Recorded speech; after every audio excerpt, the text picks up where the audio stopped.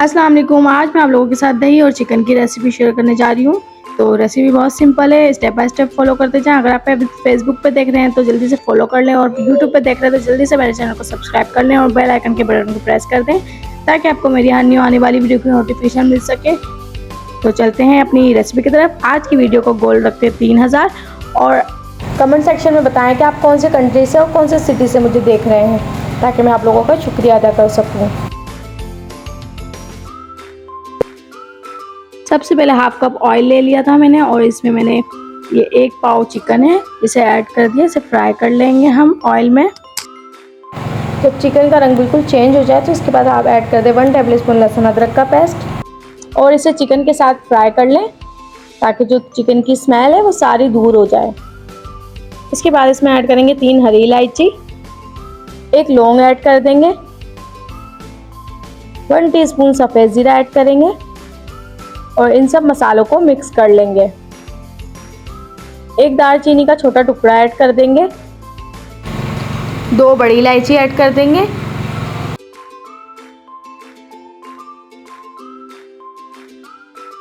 آدھا کپ میں نے دہی لے لیا ہے, اسے اچھے سے پھینٹ لیا ہے. اس کے بعد ہم اس میں ایڈ کر دیں گے 1 ٹیبل اسپون کوٹا ہوا دھنیا, 1 ٹی اسپون زیرہ پاؤڈر ایڈ کر دیں گے, 1 ٹی اسپون اس میں دکنی مرچ ایڈ کر دیں گے یعنی کہ سفید مرچ, ہاف ٹی اسپون اس میں پسی ہوئی کالی مرچ ایڈ کر دیں گے, ہاف ٹی اسپون نمک.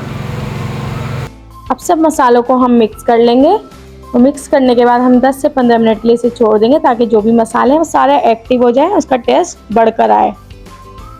اب جو دہی کا مسالہ ہم نے تیار کیا ہے وہ چکن میں ایڈ کر دیں گے, مکس کر لیں گے. مکس کرنے کے بعد ہم 5 منٹ کے لیے ڈھک کر رکھ دیں گے, اور 5 منٹ کے بعد ہم اس میں 1 میڈیم سائز کا ٹماٹر اس طریقے سے باریک کٹنگ ہوئی ایڈ کر دیں گے, اور 3 سے 4 ہری مرچی لمبائی میں کٹنگ کر کے ایڈ کر دیں گے. 1 میڈیم سائز کا پیاز لے لیں گے, اسے باریک چاپ کر لیں گے, اسے بھی ایڈ کر دیں گے اور پھر مکس کر لیں گے. یہ سالن بہت مزے کا بنتا ہے, آپ ٹرائی ضرور کیجیے گا. اور اسے پھر سے 5 سے 10 منٹ کے لیے ڈھک کر رکھ دیں گے جب تک چکن گل نہیں جاتی. تو چکن نے پانی اپنا چھوڑ دیا ہے اور مسالہ بھی بہت اچھے سے اس کا ریڈی ہو گیا. بس ہم نے اسے تھوڑی سی دیر بھوننا ہے, زیادہ دیر اس کی بھنائی نہیں کریں گے کیونکہ ہم نے اس میں لال مرچ ایڈ نہیں کی ہے.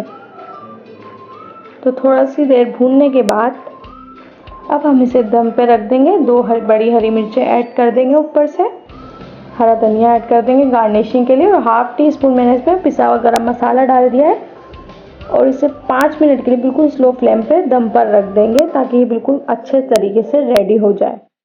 دہی چکن ہمارا بالکل ریڈی ہو چکا ہے. تو یہ فائنل لک ہے اس کی, اور بہت ہی مزیدار سا بنا تھا. ٹرائی ضرور کیجیے گا. کمنٹ سیکشن میں اپنا فیڈ بیک ضرور دیجیے گا. لائک کریں, کمنٹ کریں, شیئر کریں فیملی اینڈ فرینڈ کے ساتھ, اور کمنٹ سیکشن میں اپنی رائے کا اظہار ضرور کیجیے. تو انشاءاللہ پھر ملیں گے ایک نیو ریسیپی کے ساتھ. تب تک کے لیے مجھے دیجیے اجازت. اللہ حافظ.